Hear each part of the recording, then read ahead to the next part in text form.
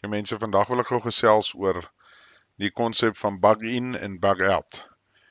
So jy kry twee dele van die scenario. Party mense voel hulle gaan eerder bug out as jy nou dink jy bly in Pretoria of Johannesburg of so, dan sê hulle nee, ons gaan eerder bug out want dis maar 'n hoë gevaarlike area waar jy sit.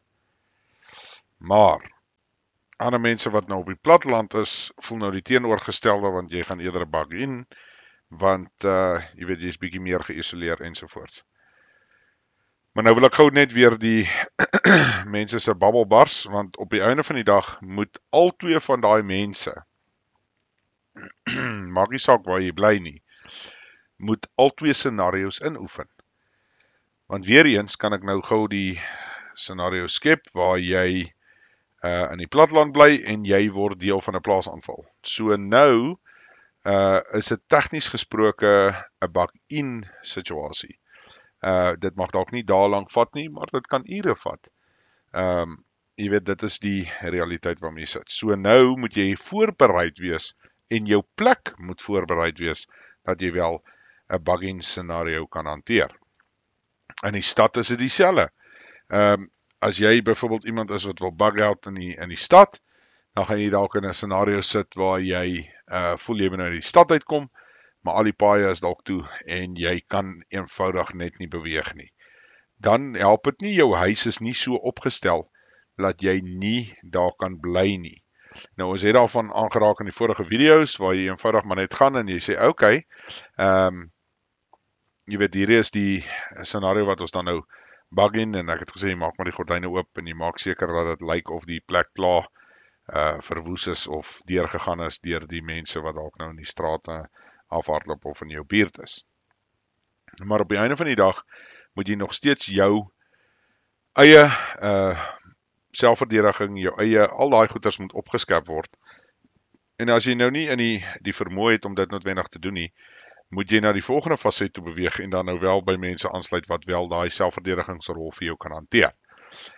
Of ten minste na jou sal kyk in daai tipe scenario. Nou weer 'n keer, okay, so jy moet nou bug in die stad, maar jou idee was eintlik om jy wil eintlik bug out. Nou kom jy na die platteland toe. Nou sit jy met kom ons sê dis 'n groot vloed. Kom ons sê jy bly naby 'n dam of 'n rivier en die ding breek, sy walle breek, nou moet jy bug out. Maar nou het jy so voorberei dat jy op die einde van die dag nie enigstens gefokus het op 'n bug out scenario nie. So al jou goeders is nou, jy weet jou goed is nie so opgestel dat jy byvoorbeeld 'n bug out bag of so iets het nie en jy het eenvoudig net besluit nee, weet jy wat, ek gaan nou maar hier bly en dis wat ek gaan doen. En dis ook verkeerd, want op die einde van die dag kan jy in 'n scenario of maklik in 'n scenario sit waar jy nou sonder kos en water sit want jy was te slim vir jou eie gesondheid.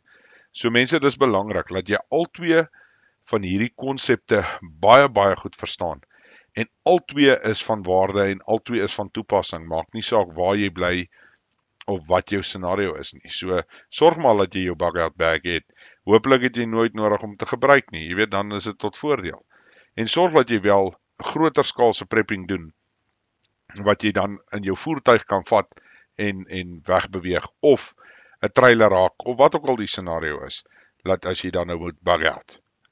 So weer 'n keer mense, dis baie belangrik. Bug in, bug out, daar's nie een van die konsepte wat regtig belangriker is as die ander nie. Julle sal sien by baie van die groeperings is dit either or, jy weet, 'n spul wil bug in, ander spul wil bug out. Maar ek dink jy moet nog steeds albei kan doen in jou persoonlike hoedanigheid. Anders dan gaan jy 'n probleem kry. So weer 'n keer as jy maar by jou organisasies inskakel, kyk wat is hulle plan, kyk wat wil hulle doen, hoe wil hulle die situasie hanteer ensovoorts en van daar af stel jy jou goed op. Ek weet nie regtig van daar is van die instansies wat albei doen, maar hulle het 'n groter fokus na die een of die ander toe. So dit moet 'n mens maar in ag neem en verstaan. Daar is ook sekere redes hoekom hulle dit so hanteer, maar op die einde van die dag help dit nie jy wil op die einde, soos ek sê, vas staan en jy verloor alles, dan verloor jy jou lewe nie.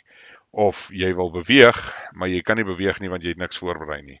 So mens moet, soos ek sê, hierdie is maar die konsep waarna jy moet kyk.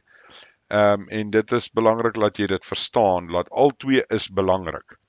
So dis hoekom ons ook begin het met die prepping en ons begin by die BOP, die bug out bag, vir die eenvoudige rede dat dit is deel van enige preppers jy weet, voorbereiding. Weer 'n keer is dit goed wat jy gaan gebruik, so as jy dit nie gebruik nie, gaan dit nie verlore gaan nie. Jy gaan nog steeds daai kos kan eet, jy gaan nog steeds daai kompas kan gebruik, jy gaan nog steeds daai mes kan gebruik ensovoorts op die einde van die dag, maak nie saak of jy bug in of bug out nie. So hou dit maar in gedagte mense, moenie vasgevang word in die een nie. Sorg dat jy so voorberei dat jy voorsiening maak vir al twee.